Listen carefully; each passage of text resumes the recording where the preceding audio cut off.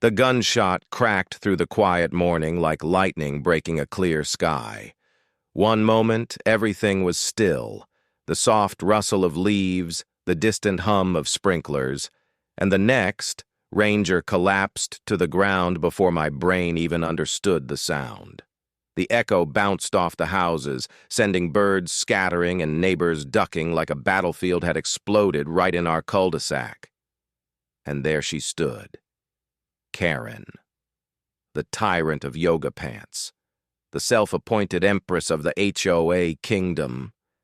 Her hands clenched a smoking gun. Her face twisted, half rage, half shock, like she couldn't believe she'd actually pulled the trigger.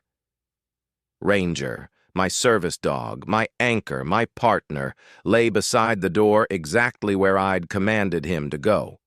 A confused whine escaped him, his brown eyes wide with pain. My vision tunneled. My pulse roared in my ears. Every instinct I had trained into my bones snapped awake. In a single second, I wasn't standing in a suburban neighborhood anymore. I was back in the field, adrenaline controlling every muscle. I dropped to Ranger's side, my voice shaking with fury. "What did you do?" Karen stepped back, trembling. He didn't listen. He didn't follow the order." Her voice cracked like a faulty radio. "Welcome to HOA world." The neighbors poured out of their homes, shouting, cursing, filming with shaky hands. Some screamed, some grabbed their kids, some just stared, horrified, as though the peaceful street they loved had turned into the opening scene of a crime show. Ranger whimpered, conscious but hurt. I scooped him up, muscles burning, but I barely felt the weight. Karen stood frozen, the gun still raised, her eyes darting like she was desperately trying to rewrite reality with pure denial. But to understand how a suburban morning turned into a full-scale HOA meltdown, you've got to rewind 24 hours. Because the madness didn't start with the gunshot. It started with the clipboard. Yesterday morning, Karen stormed up my driveway like she was marching into enemy territory. Clipboard clutched like a holy artifact, yoga leggings stretched to the brink of structural failure, and her hair tied into a bun so tight it looked like her thoughts were losing circulation. Behind her was her enforcer, a man who looked like he'd been rejected from mall cop training and never emotionally recovered. He strutted behind her with his stomach pushed out and chin lifted like he was auditioning for a bootleg security commercial. I was on the porch sipping coffee, finally enjoying a rare, peaceful moment after a long night of sleeplessness. Ranger lay at my feet, alert, steady, in tune with my breathing like he always was. He nudged me subtly when my chest tightened, his silent way of pulling me out of a memory before it swallowed me. Karen hated him for that. She pointed her pen at Ranger like he was a biological hazard. "Violation 14C, animal not on a leash," she snapped. "Violation 18A, unregistered domestic pet." "He's a service dog," I said. Calm, firm, clear. "He doesn't fall under HOA pet rules." Karen blinked at me as though I'd spoken forbidden words. "Everything falls under HOA rules," she barked.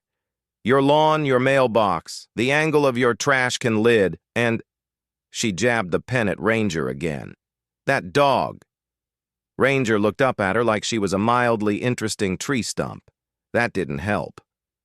"He's not a pet," I repeated. "He's legally exempt. He's working. He's trained. He isn't harming anyone." Karen hated losing control more than anything. She stomped away, but before leaving, she spat out, "I'll be back, and you'll regret this."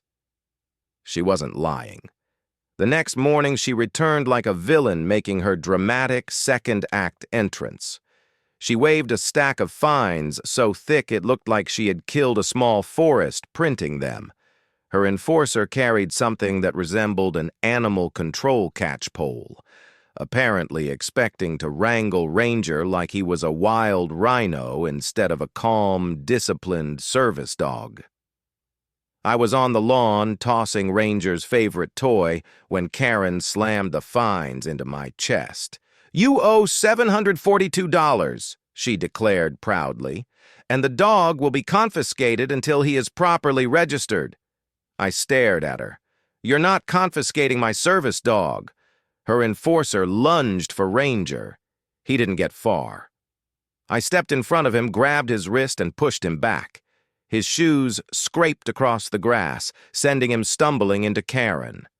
The impact knocked her clipboard into the air, paper scattering everywhere like confetti at the world's worst parade. That's when Karen snapped. She reached behind her enforcer, pulled out a gun, and pointed it directly at my chest. "Don't move!" she shrieked. "I will shoot!" Her eyes were wild, unhinged, gone. This wasn't a woman observing HOA regulations. This was someone whose obsession with control had melted her sanity. I didn't want Ranger anywhere near her. "Ranger," I said calmly, "inside." He obeyed instantly, heading toward the house. Karen saw movement, saw him following my order, not hers, and something broke inside her. "Stop!" she screamed. Ranger didn't stop. Boom. Fast forward to the present moment. Neighbors screaming, children crying, phones recording everything, police sirens approaching fast, and me loading Ranger into the back of my truck like my life depended on it. "You can't leave!" Karen screeched. "I have to file the incident report." As though shooting my dog was just a minor administrative inconvenience. I slammed the truck door shut. "You're finished," I told her. I tore out of the cul-de-sac and sped toward the emergency vet. They took Ranger immediately, working with the rapid precision of people who save lives for a living. I paced the waiting room like a caged animal, fists clenched, adrenaline still burning through me. An hour later, the vet emerged. "He's stable. You got him here in time." My knees nearly buckled with relief. Once Ranger was settled, I went straight to the police station.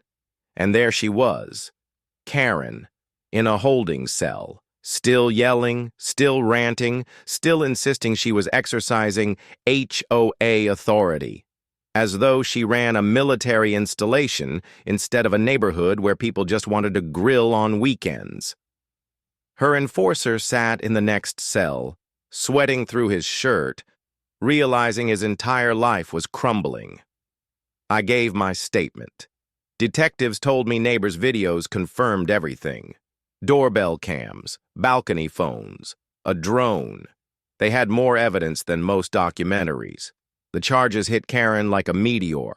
Felony harm to a service animal, animal cruelty, illegal possession of a firearm, discharging a weapon in a residential area, assault with a deadly weapon, reckless endangerment, HOA extortion under investigation.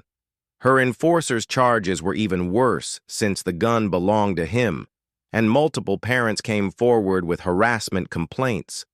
Court day arrived, and the entire neighborhood showed up like it was opening night of a blockbuster film. Karen strutted into the courtroom puffed up like she still ruled something.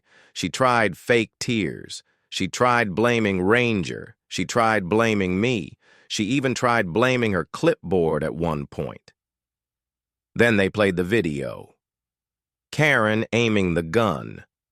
Ranger calmly walking. Karen firing. The judge's jaw dropped so fast it nearly bounced off the bench. 5 years in prison, significant fines, mandatory restitution, lifetime ban from any HOA leadership position. Her enforcer got 10. Karen collapsed into her own elbow, sobbing as the courtroom watched her like she was a real-time cautionary tale.